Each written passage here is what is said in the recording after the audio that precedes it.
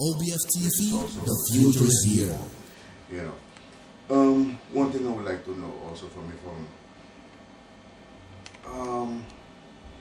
what really inspired you to become a DJ? Well, to be honest with you, first and foremost, music is an inborn thing within me because when I was a youth, I find myself just love music.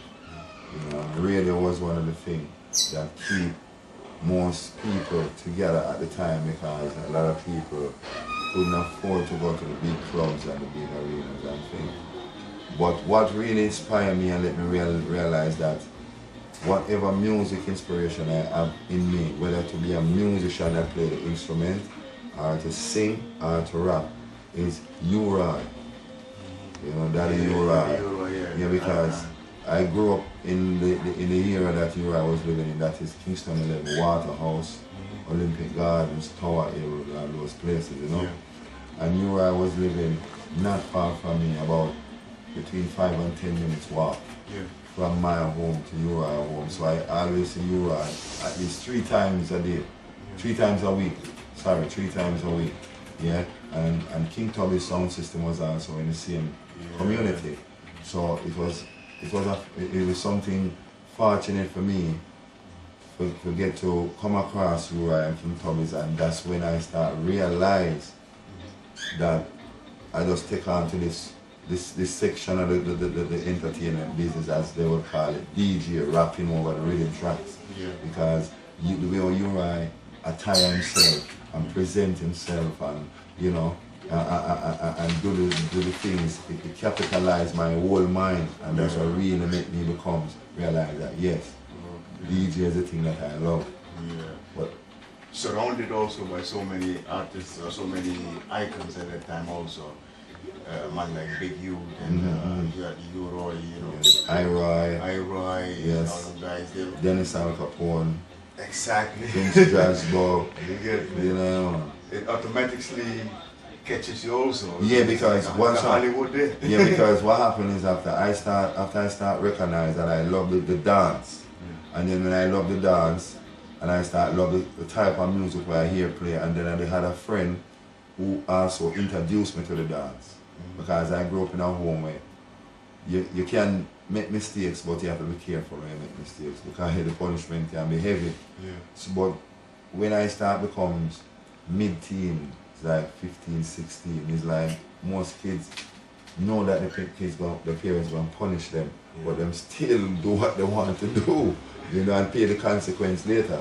So my friend introduced me to dance, and we start talking about music and ask, have you ever heard this song? And it goes like this, blah, blah, blah. So I decided to follow him and start go to dance as well. And then that's why I start listening to Tubby's and U-Brown more. And by doing that now, I find myself start imitating things that I hear U-Brown say in the dance. Like say, now the spotlight shine on a man called Johnny Clark Showcase. The man comes forward and says, move out of Babylon, played by the song called King Tubby's Hi-Fi. And when I hear them kind of presentation, it captures me and I keep following him all around until at a sound system now I realize that the thing in those days, each sound tried to play a different song, different pattern of song to capture people, everybody, what they call it, now they say trend, but every song tried to have its own style. Because back in them those days, you don't have U-Brown going around and DJ on every song. No. Like today. If you want to hear U-Brown, you have to go to King Tubby's. And if you want to hear Big Youth or Jah Youth, you have to go to Emperor Lord, Tipper Tone. Yes? And if you want to hear I-Roy, you have to go to Spanish Town to hear Roddy's. You know what I mean? That's how it was. And your song was the Silver Bullet, right? When my first song I started that now, after I start getting those inspiration and repeating the things that I hear U-Brown say at night, in the nights, like I said before. And my friend them hear me saying it sometime in the dance, when I go to a dance, and I'm saying, go and take the microphone, man, go and take the microphone. But I was shy. You know, I was shy. But one night, one evening, it's within full night yet, it was just dusting up, getting dark. And you know, the sound was stringing up, Silver Bullet sound, and you know, they was texting on the microphone and things, and you know, I asked if I could get it, and the one I first caught named Jack, he gave me the mic. Yeah. And when he gave me the mic, what happened is that I started saying a few things, but when I see people looking to my face, and it's like I lose concentration because I don't know what to say. But you know, after doing that and you know, gradually realize that, you know what, when people not looking at you, you know, it's like you're not doing the thing. So when they're looking at you, it's something good. Yeah. So all you have to do is just be confident in yourself and just join them, look back at them. True. And whatever them putting out is what you get inside of you, and it you know, reproduce it back to them lyrically, in a rhythm style, you know. Like if I in the dance and I see, like I see the Ras sit down smoking a spliff and him can't find him Rizla or something, we just make a lyrics after that and say Rasta man sit down in the house and him smoking ganja, Right but him can't find him Rizla. Yeah, you know, in spontaneous things, you know.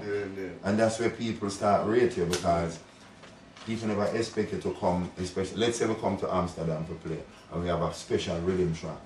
And when we play that song, whether it's Greg Rice or Connie, and we play the dub version, we call it, this one called Amsterdam Special, or this one called Amsterdam Rock. Yeah. And people from Amsterdam know, when they come at the dance and hear you play a song called Amsterdam Rock. You know what I mean? Even when they go in the shop, they're asking for Amsterdam Rock, but there's no song named Amsterdam Rock. It's just a spontaneous name, you know, just to capture the people attention and let the, you know what I mean? Mr. Brown, time is short for me. Yeah, no problem, man, but we can't get it from round two. Yeah, okay, you Yeah, get man, it. cause when we don't eat, me go eat my Italians too, so Daddy Brown, we always stay brand new, so you just come back through and catch part two. I will still like I will still like to be in the music, in the business. Yeah, man, we don't stop work, man. Still The only work time we stop the once in a while. music, you know, because even now, at my age, me in my 50 and because I'm proud of that, you know. Yeah. You see that broad on national television, because someone go on like him at hide age. It's a joy to grow old. You hear me? And when my virgin called my father, I'm glad. Okay. Yeah, because it's good people as a father. Remember that. Can Mr. Brown give me a gift OBF-TV, a little jingle or something? Yeah, man. Brothers and sisters, good day. I would like to know how you're feeling way out there. Yes, this is the original U-Brown, live and direct from Kingston, Jamaica. And you're listening to the #1 station, the one that elevates and educates the nation. It's called OBF, and that's no jest. Okay? Take it as I tell you. Listen, if this were mine, I play rubber-dub all the time. I play it morning, noon and night. Play for the black and the white. Monday night, Tuesday night, Wednesday night, Thursday night, Friday night, Saturday night, Sunday night.